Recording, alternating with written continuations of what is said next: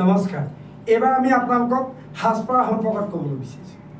বিহুৱা বিহুৱতী সাজপাৰ বুলি ক'লে মুগাই যে হ'ব লাগিব এইটো বাধ্যতামূলক নহয়, কিন্তু আমি ধৰি লৈছোঁ এটা ইউনিফৰ্ম হ'ব লাগে, মুগা হওক। মুগাটো আমাৰ অসমৰ পৰা নহ'লে বা পৃথিৱীৰ পৰাই বিলুপ্তি পথলৈ গৈ আছে, তাক সংৰক্ষণ কৰক। প্ৰথম কথা হ'ল কৃষ্টিক আমি যদি সঁচাকৈ জীয়াই ৰাখিব লাগে বা আমাৰ সংস্কৃতিবোৰ জীয়াই ৰাখিব লাগে, আমি প্ৰথমতে তাক উৎপাদন কৰি ল'ব লাগিব। আমি আজি কেইজনৰ ঘৰত মুগা পুহিছোঁ? নুপুহোঁ। মুগা নাইকিয়া অৱস্থাত আমি কি কৰিছোঁ? মুগা ৰঙৰ কাপোৰ লৈছোঁ। হয়, আমাৰ দুখীয়া মানুহৰ ঘৰত আমি এই মুগা কাপোৰযোৰ এতিয়া 30,000 দি কিনিব নোৱাৰা স্থলত মুগা ৰঙৰ কাপোৰ এযোৰকে পিন্ধি হ'লেও আমি ৰক্ষা কৰিছোঁ। কৰক, তাতো আমাৰ আপত্তি কৰা নাই। ৰিহাখন ৰিহা হৈ থাকিবলৈ দিয়ক। ৰিহাখন চাদৰ নকৰিব। আমাৰ ৰিহাখন চাদৰ কৰা হৈছে।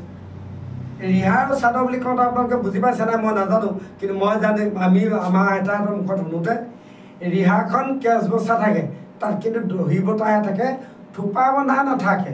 আমাৰ কিন্তু ৰিহা আগত থোপা বান্ধি লোৱাও আমি বহুতক দেখিলোঁ।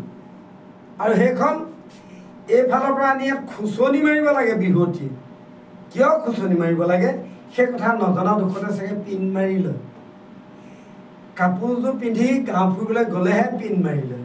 বিহুৱতীজনী এগৰাকী ৰোৱনী দাৱনী ঘৰত কাম কৰা মানুহ, সেইকাৰণে তাত খুচনি মাৰি লয়।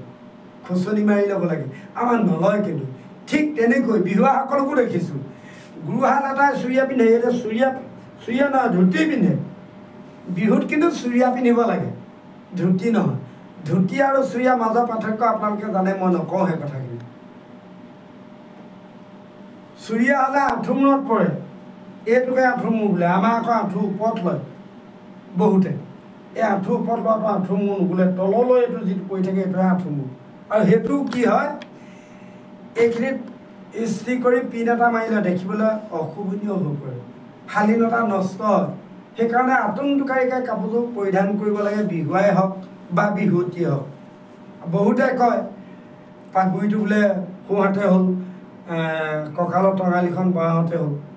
মাত্ৰ মই এটা কথাই ক'ম সেই ক্ষেত্ৰত, আমাৰ চুৰিয়াখনৰ গাঁঠিটো আমি ক'ত দি থৈছোঁ? পোনে পোনে দি থৈছোঁ।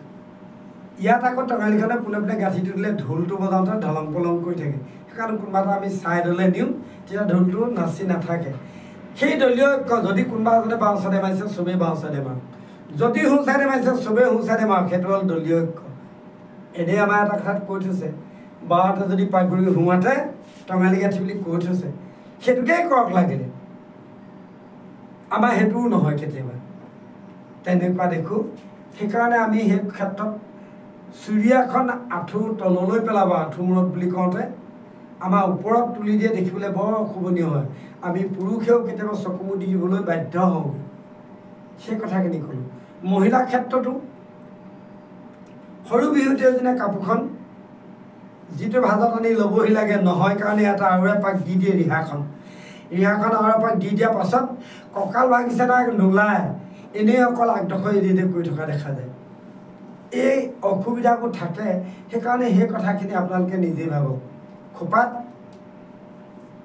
মাৰিব লাগে বতৰৰ ফুল, মাৰি লয় কাগজৰ ফুল। কাগজকে সৰহকৈ লয়, বতৰত দুই এপাক ক'ৰবাত গুজি দিয়ে কিছু লোকে দেই, কিন্তু কাগজৰ ফুল সৰহকৈ দি দিয়ে।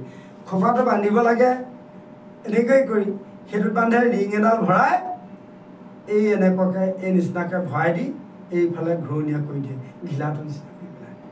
সেইটো বিহু খোপা হয় নে নহয় আমাক সুধিব নালাগে। আমাক সুধিব নালাগে, নিজে নিজে গম পাব। বিহু নামৰ ভিতৰলৈ সোমোক, ভিতৰত এই কথাবোৰ আছে। সেইকাৰণে আপোনালোকক আমি সাজপাৰৰ সম্পৰ্কত ক'লোঁ।